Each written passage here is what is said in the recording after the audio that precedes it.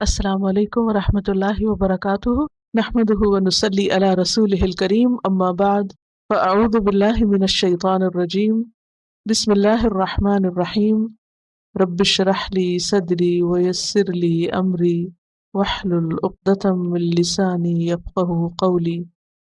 اولئک الذین، یہی وہ لوگ ہیں، کون؟ منافقین، اشتروا الضلالۃ بالہدی، انہوں نے خرید لی گمراہی، بالہدا، ہدایت کے بدلے، ہدایت دے کر گمراہی لے لی۔ اشترا کا مطلب ہوتا ہے ایکسچینج کرنا۔ اللہ نے ان کے درمیان پیغمبر بھیجا تھا، ہدایت دی تھی، ان کو علم دیا، انہوں نے کیا کیا؟ وہ چھوڑ کے بھٹکنا پسند کیا۔ اور یہاں ترجیح کے معنوں میں بھی ان کی پریفرنس، پرائرٹی کیا ہے؟ اندھیرے میں رہنا۔ فما ربحت، نہ کام آئی، نہ فائدہ مند ہوئی، تجارتہم، ان کی تجارت، یعنی جو سودا انہوں نے کیا ہے، دین ہدایت چھوڑ کر دے کر گمراہی لینے کا، یہ طریقہ ان کو بڑا مہنگا پڑے گا۔ وما کانوا مہتدین، اور یہ ہدایت پانے والے نہیں، یعنی بھٹکنے والے ہیں، گمراہ ہیں، ضالین ہیں، یہی ان کی حماقت ہے۔ سفہا کہا گیا نا ان کو کہ انہوں نے کیا لیا اور کیا بیچا۔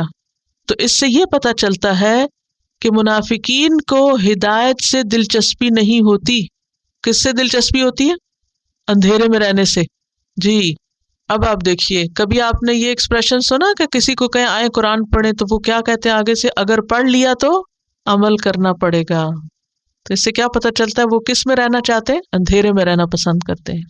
اشتروا الضلالۃ بالہدی، ہدایت کا موقع ہے، الہدا کھلا ہے، لیکن وہ سونا چاہتے ہیں، کمرے اندھیرے کر کے، دنیا کے آرام کر کے، تکلیف نہیں اٹھانا چاہتے۔ ان کو پسند ہے کہ وہ ڈارکنیس میں رہیں۔ یہ بھی تو دھوکہ ہے نا، کس کو بتا رہے ہیں کہ ہمیں نہیں سیکھنا، ہمیں نہیں جاننا، تاکہ ہمیں عمل نہ کرنا پڑے؟ خود اپنے آپ کو دھوکہ دے رہے ہیں۔ وما کانوا مہتدین، ایسوں کو کہاں پھر راہ ملے گی، کہاں سے توفیق ملے گی عمل کی؟ کیونکہ ہم نے سب سے پہلے کیا دعا مانگی تھی؟ اہدنا الصراط المستقیم۔ اللہ نے کہا ذالک الکتاب لا ریب فیہ ھدی للمتقین۔ تقویٰ چاہیے اس کے لیے، اللہ کا ڈر چاہیے، توجہ اور دلچسپی چاہیے، اور کوشش اور محنت چاہیے۔ لیکن کچھ لوگ اپنی کوششیں الٹ کاموں میں لگاتے ہیں، دھوکہ، فریب، فراڈ، جھوٹ، خیانت، ایمان والوں کا مذاق، ایسی حرکتیں کر کے اپنے آپ کو سمجھتے ہیں بہت انٹیلیجنٹ، اسمارٹ لوگ ہیں۔ یہ ساری چیزیں جو کرتے ہیں وہ اپنے آپ کو کیا کہتے ہیں؟ اسمارٹنیس، اسمارٹ ہیں ہم۔ اللہ کو ایسی اسمارٹنیس نہیں پسند۔ ایسے لوگوں سے پھر توفیق چھن جاتی ہے صحیح رستے پہ چلنے کی۔ اولئک الذین اشتروا الضلالۃ بالہدی فما ربحت تجارتہم وما کانوا مہتدین۔ یہاں کیا بات پتہ چل رہی ہے؟ یعنی ہدایت کی بجائے گمراہی کو ترجیح دیتے ہیں۔ اس سے کیا پتہ چلتا ہے کہ وہ ہدایت سے دلچسپی نہیں رکھتے، کچھ سیکھنا جاننا نہیں چاہتے، اندھیرے میں رہنا پسند کرتے ہیں۔ کیا کہتے ہیں؟ کیوں نہیں سیکھنا چاہتے؟ قرآن پڑھ لیا تو پھر عمل کرنا پڑے گا، اس لیے اندھیرے میں ہی رہیں بہتر ہے۔ یہ بالکل ایسے ہی نا کہ جیسے شتر مرغ جب خطرہ دیکھتا ہے تو کیا کرتا ہے؟ اپنا سر ریت میں دبا لیتا ہے۔ تو کہتے ہیں روشنی ہے لیکن ہم نہیں دیکھنا چاہتے۔ وما کانوا مہتدین، انجام کیا ہے؟ ضالین ہی رہیں گے۔ جو ہدایت دیکھنا نہ چاہے، جاننا نہ چاہے، پھر اس کا انجام کیا ہوگا؟ اندھیرے میں ہی رہیں گے، وہ پھر بھٹکتے ہی رہیں گے۔ ٹھیک ہے، گنیے متقین کے بارے میں کل کتنی آیتیں تھیں؟ 5۔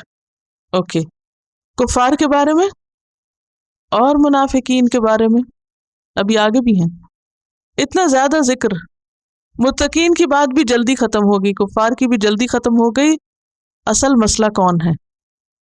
تو اس سے کیا پتہ چلتا ہے؟ زیادہ ڈرنا چاہیے منافقت سے۔ اور صحابہ کرام کتنا ڈرا کرتے تھے؟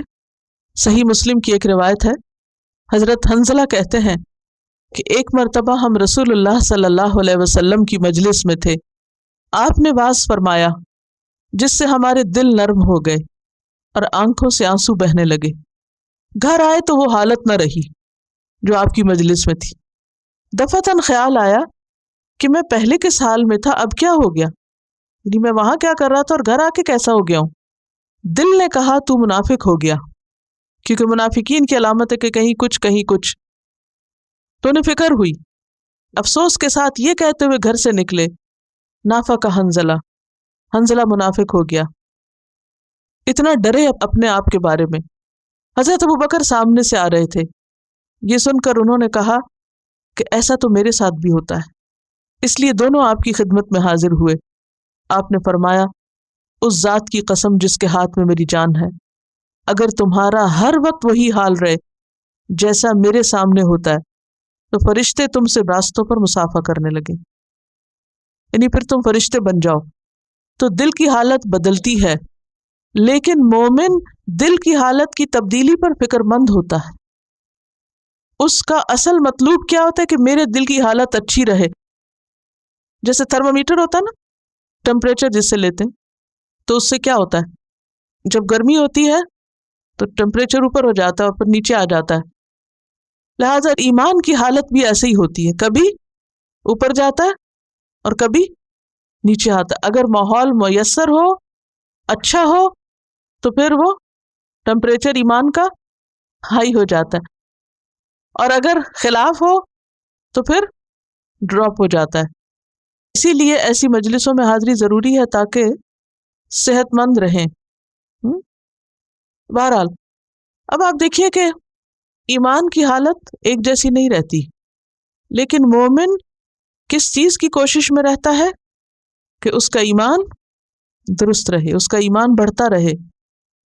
وہ اس پہ راضی نہیں ہوتا کہ اس کا ایمان جیسا بھی ہے کوئی بات نہیں. اس کو اپنے دل کی حالت کی فوراً فکر ہوتی، اور جسے فکر ہو، مثلاً اگر آپ دیکھیں کہ فزیکلی اگر آپ اپنا ٹیمپریچر لیتے ہوں یا بی پی لیتے ہوں، تو بی پی اگر لو ہو جائے اور مستقل لو رہنے لگے تو آپ کیا کرتے ہیں؟ فکر کر کے سو جاتے ہیں، سیر کو نکل جاتے ہیں؟ نہیں، سوچتے ہیں کہ کیوں ہو رہا ہے، اور آپ خود نہیں فگر آؤٹ کر پاتے، لہٰذا فوراً ڈاکٹر کے پاس بھاگتے ہیں اور فکر کرنے لگتے کیونکہ آپ کو پتہ ہے کہ یہ ہیلدی علامت نہیں ہے. تو اسی طرح جب کوئی شخص ایمانی اعتبار سے اس کا ایمان کا بی پی لو ہو تو وہ آرام سے چین سے نہیں بیٹھتا، وہ فوراً کسی ایسی مجلس کا رخ کرے گا، وہ مصلی کا رخ کرے گا، مسجد جائے گا، قرآن کھولے گا، کسی ایسے دوست کے پاس جائے گا جس سے بات کر کے اس کا ایمان درست ہو. وہ چین سے نہیں بیٹھے گا کیونکہ اس کو پتا ہے کہ اگر مستقل یہی حال رہا تو یہ ہیلتھ کے لیے نقصان دہ ہے اور الٹیمیٹلی خسارے کا باعث. تو ہم سب کو بھی اپنے دلوں کی حالت کی فکر رہنی چاہیے. واضح ہے بات؟ سبحانک اللہم و بحمدک نشہد ان لا الہ الا انت نستغفرک و نتوب الیک. السلام علیکم ورحمۃ اللہ وبرکاتہ.